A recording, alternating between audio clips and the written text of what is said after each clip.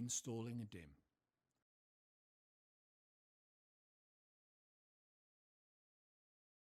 Make sure that the DIMM ejector tabs on the connector are in the open position, and then insert the DIMM squarely into the slot.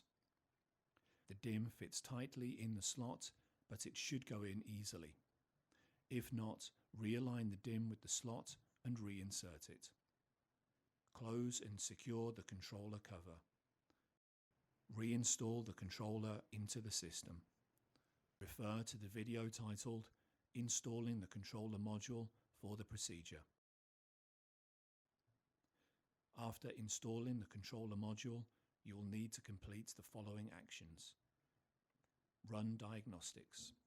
Restore the controller module to operation after running diagnostics. Switch back aggregates in a 2-node Metro cluster configuration. Refer to the education course for the procedure.